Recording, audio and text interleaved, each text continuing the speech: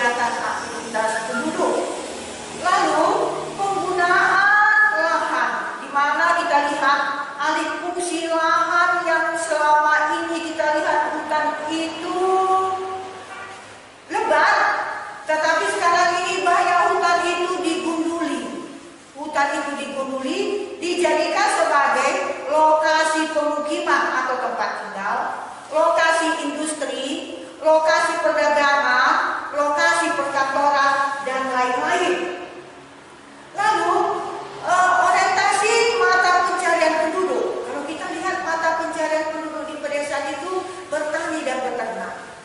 Sedangkan mata pencarian penduduk yang tinggal di daerah perkotaan itu heterogen.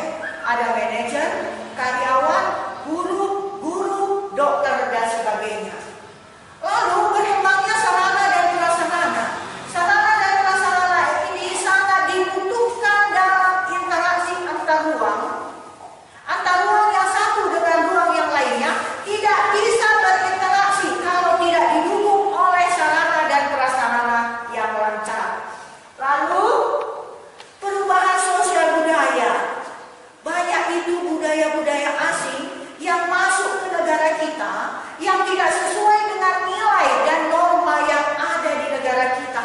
Contohnya kalau lihat itu dalam bentuk berpakaian, di mana remaja-remaja sekarang itu mereka berpakaian yang robek-robek. Bahkan remaja sekarang ini banyak memakai pakaian yang bentuknya sempit sehingga bentuk tubuhnya itu kelihatan. Itu tidak sesuai dengan nilai dan norma yang ada di negara kita. Jadi itulah jangan kamu tiru. Budaya asing yang tidak sesuai dengan kepribadian bangsa Indonesia jangan ditiru. Lalu yang bagian F, bertambahnya komposisi penduduk. Perpindahan penduduk dari desa ke kota atau urbanisasi menyebabkan jumlah penduduk di kota itu semakin bertambah. Di mana urbanisasi itu ada dampak positif dan dampak negatifnya. Jadi di sini kita lihat komposisi penduduk itu dilihat dari jenis kelaminnya, laki-laki dan perempuan, dan dilihat dari hasil kesimpulan kita pada pagi hari ini, nak. Ada yang bertanya?